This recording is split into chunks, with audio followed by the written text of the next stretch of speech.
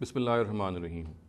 Regarding the concept of prophethood, the misconception we intend to clarify today relates to the issue of the forbidden tree or the fruit of the forbidden tree vis-a-vis Adam sallallahu alaihi wasallam. We know that it is mentioned in the Quran, of course, in the Bible also, that Adam and Eve, they were forbidden to go near a certain type of tree, and the Almighty forbade them from doing so, from tasting its fruit. And we know from the Quran also that Adam and Eve could not resist the fruit, and they actually ended up eating that fruit. Now the question arises that what exactly was that fruit? This is the misconception that we are going to clarify today. According to the Old Testament, it is mentioned that this was the tree of knowledge of good and evil. And Muslim exegetes generally have come up with the interpretation that this tree refers to some of the trees which are available on earth, for example, the tree of olives or the tree of grapes. And they mention various fruits which relate to this whole interpretation. Now here I'd like to present the research of my teacher Javed Ahmed Ghamidi, who has interpreted this word entirely differently and tried to show that it has a different concept and a different meaning vis-a-vis the context and its own usage.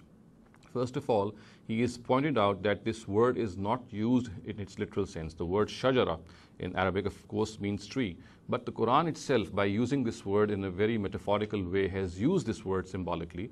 And at one place, it has referred to this shajara as shajaratul khuld, which means the tree of eternity, or the tree whereby which a person can attain eternal life. So therefore, this cannot refer to the tree of grapes or the tree of wine or the tree of any other fruit which we generally know.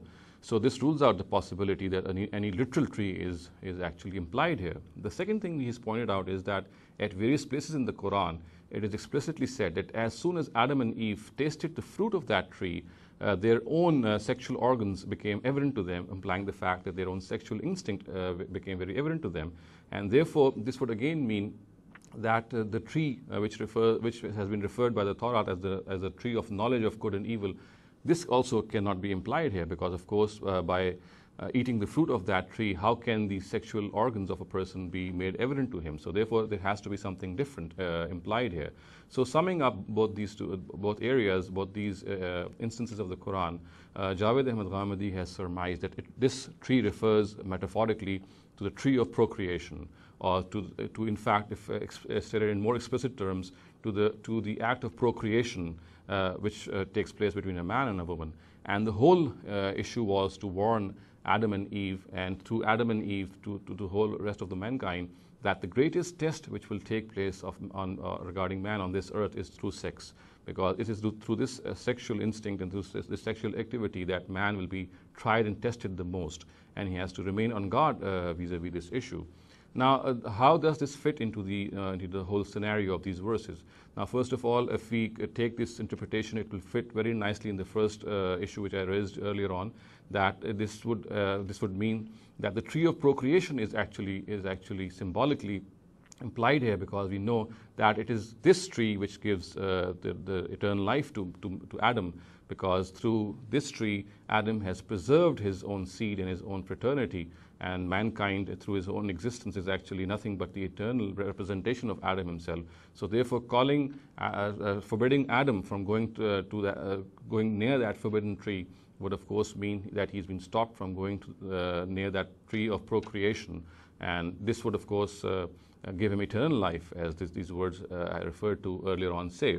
And the second thing would also fit in very nicely when the words which say in the Quran that as soon as Adam and Eve tasted the fruit of that tree, فَلَمَّا ذَاقَتْ شَجَرَةً بَدَتْ لَهُمَا سَوْآتُهُمَا, which means that as soon as they tasted the fruit of that tree, their sexual organs became evident to them. So of course this would mean that as soon as they indulged in that sexual activity, their sexual instincts became evident to them. This would be also very efficiently fit in the whole interpretation of the verse. So the verse فَلَمَّا ذَاقَ الشَّجَرَةَ بَدَتْ لَهُمَا سَوْآتُهُمَا would also very nicely and very efficiently fit in this whole scenario by depicting the fact that as soon as Adam and Eve indulged in this sexual activity, their sexual organs became evident to them. So therefore, in a nutshell, this tree which is mentioned in the Quran is neither the tree of grape or wine or any other fruit, nor is it the tree of the knowledge of good and evil as referred to by the Torah. It is the tree of procreation. It is symbolically referred to this sexual act between a man and a woman, And as I said earlier on, the primary objective of mentioning this whole incident is that man should always remain on guard, that the greatest test which will take place of him on this earth would be through this sexual urge, and he has to be very careful about it. And this whole scenario is meant to warn him about this whole thing. أقول قولي هذا واستغفر الله لي ولكم ولسائر المسلمين والمسلمات.